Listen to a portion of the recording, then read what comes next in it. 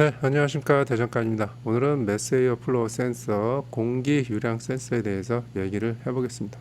매스에어 플로우 센서는 에어 필터를 지나고 이 흡기 쪽에 이렇게 위치해 있고, 공기가 이제 외부에서 이렇게 들어오면 공기의 양을 측정한다, 이렇게 보시면 됩니다. 보통은 온도 센서랑 같이 붙어 있는 경우가 많아요. 이 에어플로우 센서는 종류가 여러 가지가 있는데, 대표적으로 많이 쓰는 핫필름, 핫와이어 방식에 대해서 설명을 하겠습니다. 그 핫와이어 방식과 핫필름 방식은 원리가 비슷해요. 핫와이어로 샘플을 들어서 설명을 좀 해드릴게요. 자, 요게 이제 매스에어 플로우 센서고, 이 내부에 보면 이렇게 저항이 있어요. 핫와이어라는 게 뭐냐면 열선이에요. 열선인데 여기에 보통 100도 정도의 온도를 가하고 있다고 보시면 돼요. 그래서 공기가 지나면서 이 열선이 온도가 떨어질 거 아니에요. 그리고 더 많은 공기가 들어오면 온도가 더 많이 떨어질 것이고, 그 온도가 떨어지지 않게 전류 공급을 합니다. 그 전류가 얼만큼 공급이 됐느냐, 그거를 체크를 해서 ECU에 그 신호를 보내주는 거예요. 그러니까 공기가 적게 들어오면 전류가 좀 적게 공급이 될 거고, 그 공기가 많이 들어오면 열선의 온도가 더 많이 떨어질 거 아니에요. 그럼 떨어진 만큼 더 많은 전류를 공급해야 100도가 유지가 될 거 아닙니까? 이 열선의 온도를 떨어뜨리는 정도, 그거를 측정을 해서 ECU에 신호를 보내서 공기의 양을 측정을 한다, 이렇게 보시면 됩니다. 그 저번 시간에 설명한 이 맵 센서는 매니폴드의 부합을 이용해서 공기량을 간접 측정하는 방식이고, 오늘 소개한 매스에어 플로우 센서는 공기량을 직접 측정하는 방식이다. 이 공기량을 측정하는 데 있어서 가장 이상적인 것은 매스에어 플로우 센서와 맵 센서를 같이 사용하는 게 가장 좋다. 그런데 오토바이에서는 단가 문제가 있어서 보통 맵 센서만 사용한다, 이렇게 설명을 드렸습니다. 사실은 매스에어 플로우 센서와 맵 센서를 같이 사용하는 게 가장 좋습니다. 매스에어 플로우 센서는 연료의 기본 분사량을 결정하는 데 있어서 가장 큰 역할을 하는 센서다, 이렇게 이제 알고 계시면 되고, 그리고 맵 센서와 마찬가지로 얘도 휘트스톤 브릿지를 사용을 해요. 휘트스톤 브릿지를 사용을 하는데 추출 방식이 조금 달라요. 왼쪽 거는 보통 온도 센서에서 많이 사용하는 회로고, 오른쪽은 이제 압력 센서 설명할 때 설명드렸던 휘트스톤 브릿지 회로.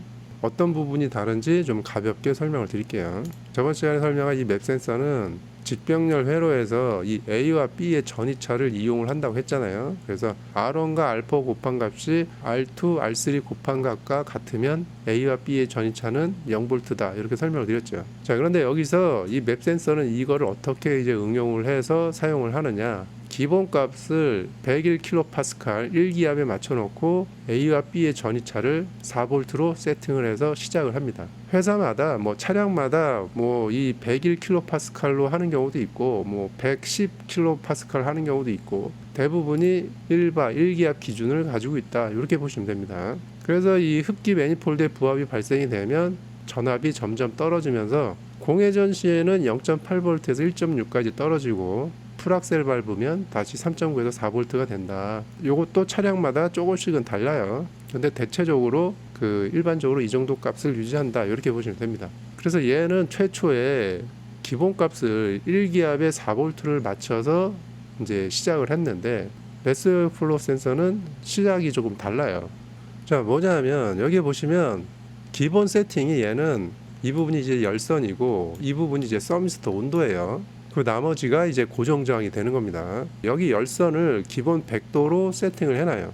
기본 100도로 세팅을 해놓고 A와 B 전이차를 0V를 만들어 놓습니다. 가열 저항이 100도일 때 A와 B의 전이차를 0V를 만들어 놓고 시작을 하는 거예요. 공기가 들어오면서 이 열선이 조금 식을 거 아니에요. 그러면 여기 이제 저항이 변하겠죠. 그러면 A와 B의 전이차가 발생이 되겠죠. 여기 이 제어 회로에서 이 100도를 유지하기 위해서 전류 공급을 합니다. 전류 공급을 더 추가를 시켜요. 예를 들어서 100도에서 얘가 한 80도 정도 떨어졌다. 그럼 20도를 올리기 위해서 추가적인 전류 공급을 해야 되잖아요. 그거를 계산을 해서 추가로 전류 공급을 하는 거예요.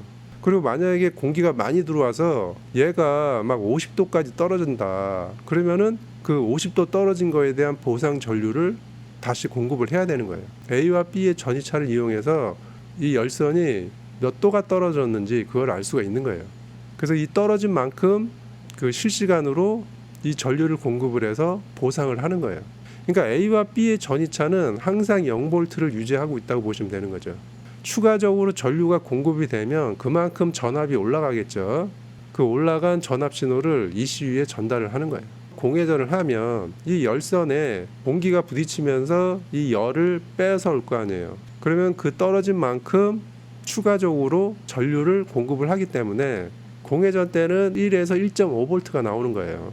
그리고 이제 풀악셀을 하게 되면 공기가 많이 들어오잖아요. 공기가 많이 들어오는 만큼 열선이 온도가 더 많이 떨어지고 그거를 복구를 하기 위해서 더 많은 전류를 공급을 해야 되기 때문에 풀악셀을 하게 되면 4에서 5V가 나오는 거예요. 그러니까 여기에서 그 맵 센서와 얘와 다른 점은 뭐냐 하면 얘는 A와 B의 전이차는 0V예요. 맵 센서 같은 경우는 A와 B의 전이차로 보시다시피 공회전 할 때는 0.8, 풀악셀 할 때는 3.9 A와 B의 전이차를 그대로 사용을 하는데 얘는 A와 B의 전이차를 사용하는 게 아니고 이 열선에 투입된 전류량, 전압값을 사용을 한다. 이렇게 보시면 되는 거예요. 이 와이어에 얼만큼의 전압 전류를 투입을 해야 되는지 알려주는 애가 이 A와 B의 역할인 거예요. 그래서 맵 센서와 이 메세이어 플로우 센서는 브릿지 회로를 사용을 하는데 이제 응용하는 방법이 이렇게 다르다. 네, 요것만 알고 계시면 됩니다. 그래서 얘는 어떻게 이제 점검하느냐? 지금 분홍색으로 칠해 놓은 게 메세이어 플로우 센서 안에 들어가 있는 거예요. 얘도 저항 측정보다는 전압 측정이 좋아요. 첫 번째 전원 전압. 그 차량마다 조금씩 다른데 뭐 외부에서 전압을 받는 경우도 있어요. 그래서 5V에서 12V까지 시동을 걸면 이제 발전기 전압이 들어오니까 14V가 될 것이고, 그래서 전원 전압은 이쪽에서 찍어서 전원 전압이 잘 들어오는지 네, 이렇게 확인을 하고, 그다음에 접지 전압 같은 경우도 마찬가지로 이쪽에다가 포인트를 찍어서 0V가 나오는지 네, 확인을 하면 됩니다. 센서 시그널 전압은 최종 이제 여기서 만들어진 전압값이 이렇게 나오는데 아까 설명했듯이 공회전 때 1V, 뭐 풀악셀 때 4V, 네, 요게 나와야 되는 거예요. 그 시그널 전압을 이쪽에서 찍으면 된다. 이렇게 보시면 됩니다. 그래서 이 센서 시그널 전압은 뭐 0V에서 5V까지 운행 조건에 따라서 변하기 때문에 거기에 맞춰서 체크를 하면 된다. 이렇게 보시면 됩니다. 자, 참고로 이 맵 센서하고 메세이어 플로우 센서는 이렇게 파형으로 보는 게 더 좋아요. 이 전압으로만 보면 이렇게 부드럽게 움직이는지 적절하게 대응을 잘 하고 있는지 이런 게 좀 판단하기가 애매모호한 경우가 있거든요. 근데 이렇게 파형을 바로 보면 외부 환경에 잘 대응하고 있는지 요거를 이렇게 한눈에 알 수가 있어요. 예, 이 파형 해석하는 거는 나중에 할 거고 파형도 이제 볼 줄 알아야 된다. 자, 오늘은 이제 메세이어 플로우 센서, 공기 유량 센서에 대해서 좀 설명을 드렸는데 다음 시간에는 스로틀 포지션 센서에 대해서 알아보겠습니다. 오늘은 여기까지 하겠습니다.